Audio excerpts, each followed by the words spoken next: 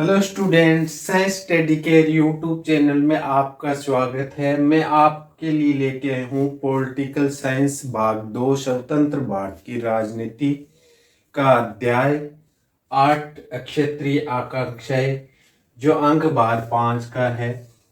इससे पहले की वीडियो में हमने क्षेत्र और राष्ट्र, भारत सरकार का जो नजरिया है क्षेत्रीय आकांक्षा और क्षेत्रवाद के प्रति वो, और उसके बाद में जो कश्मीर की समस्या है उस पर चर्चा की।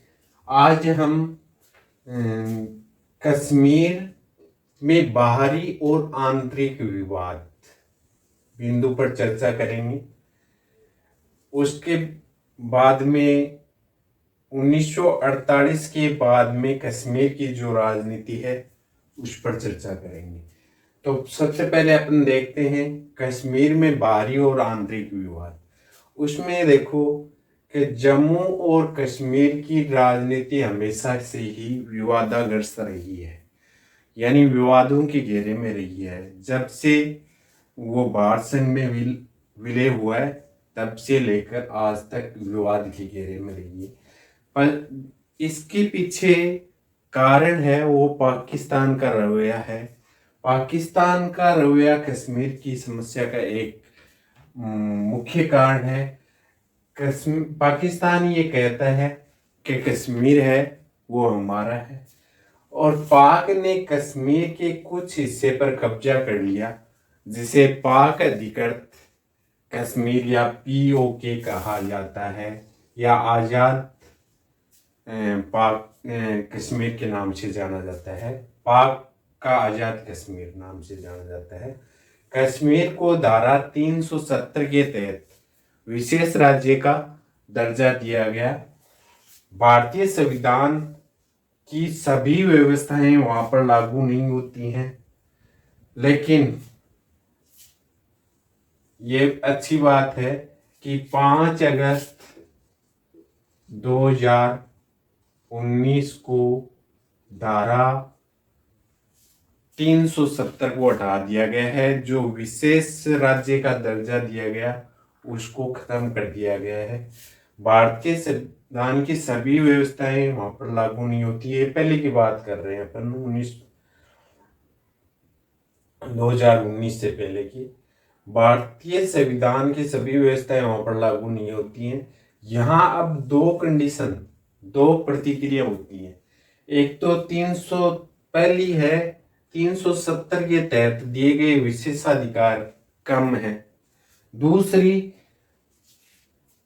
370 के तहत जो विशेष दर्जा देना गलत है, इससे ये पूरी तरीके से भारत से नहीं जुड़ पाया, और 370 को क्या कर देना चाहिए, समाप्त कर देना चाहिए। ये बात अब क्लियर होगी कि इसको समाप्त कर दिया गया है।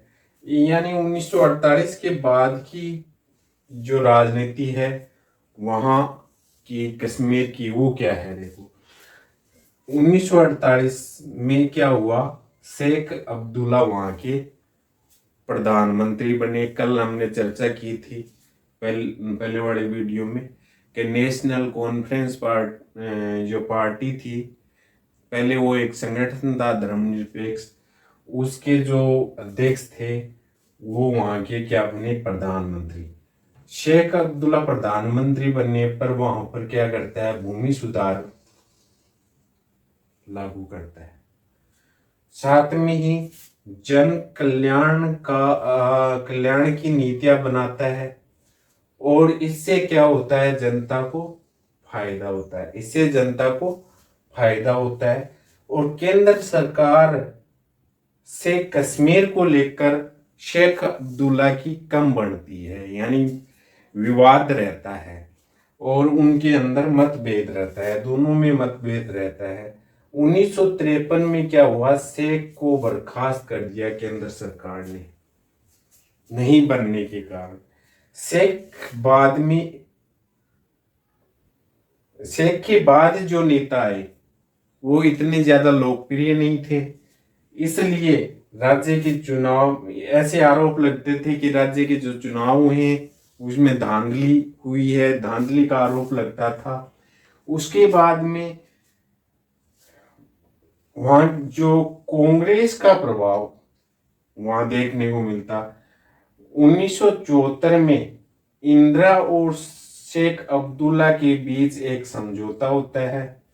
समझौते के तहत पुनः शेख को क्या बना दिया जाता है, वहां का मुख्यमंत्री बना दिया जाता है। 77 के अंदर बहुमत से नेशनल कॉन्फ्रेंस वहां पर चुनाव जीतती है और शेख अब्दुल्ला फिर से क्या बनता है, मुख्यमंत्री बनता है। 1986 में शेख की मृत्यु हो जाती है और शेख की जो बागडोर है वो उनका बेटा फारूक अब्दुल्ला संभालता है, फारूक अब्दुल्ला, और वो नेशनल कॉन्फ्रेंस की बागडोर संभालता है। और 1989 में कश्मीर है वो उग्रवाद की गिरफ्त में आ जाता है। बाद में 2002 में फिर से चुनाव होते हैं, वहां एनसी हार जाती है और पीडीपी एक वहां की क्षेत्रीय पार्टी है, पीपल्स डेमोक्रेटिक पार्टी, वहां काबिज होती है और पीडीपी का वहां पर मुख्यमंत्री बनता है। तो 1948 के बाद की कश्मीर की यह राजनीति है।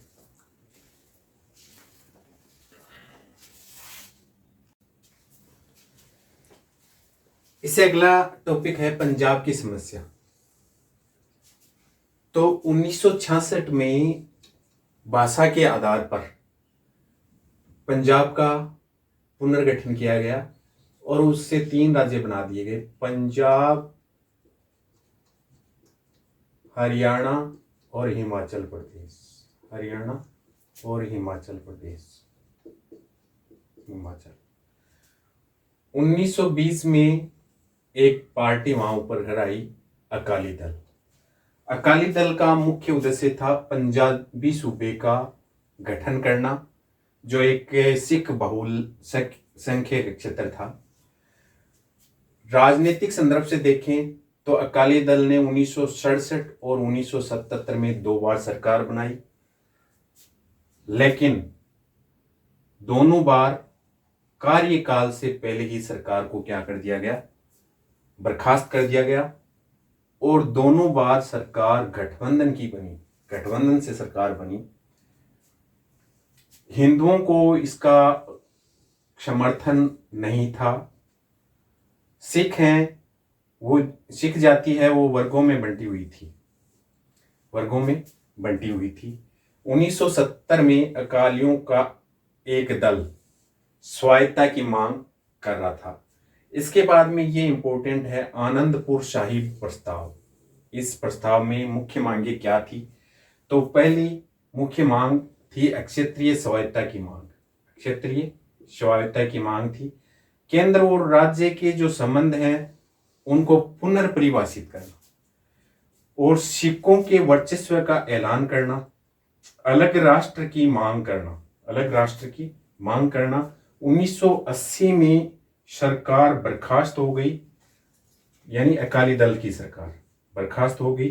पंजाब और पड़ोसी राज्यों के बीच पानी के बंटवारे का मुद्दा भी छाया रहा और एक दल खालिस्तान की मांग कर रहा था। खालिस्तान यानी अलगाववाद, यानी एक अलग राष्ट्र की मांग कर रहा था। यहां अब इसके बाद में हम पढ़ेंगे पंजाब में हिंसा का चक्कर। देखो, पंजाब में एक शहर है अमृतसर और वहां पर है golden tower. Amritsar golden temple, golden temple, स्वर्ण मंदिर, स्वर्ण मंदिर। उसमें क्या किया, उग्रवादियों ने अपना अड्डा जमा लिया, उग्रवादियों ने अड्डा जमा लिया। तो सेंटर की गवर्नमेंट ने क्या किया, एक ऑपरेशन चलाया जून 1984 को। जून 1984 को एक बहुत महत्वपूर्ण क्वेश्चन है, ऑपरेशन ब्लू स्टार।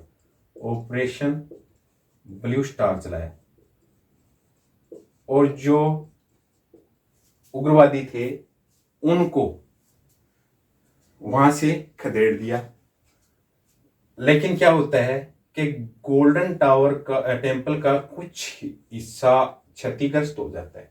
जिससे सिखों की भावनाओं को, जो धार्मिक भावना थी, उसको ठेस पहुंचता है और सिख इससे नाराज हो जाते हैं। सिख नाराज हो जाते हैं और इतने नाराज हो जाते हैं कि सिख समुदाय के दो बॉडीगार्ड, अंगरक्षक, जो आईजी के इंदिरा गांधी के बॉडीगार्ड थे, उन्होंने 31 अक्टूबर 1984 को क्या कर दी, हत्या कर दी इंदिरा गांधी की।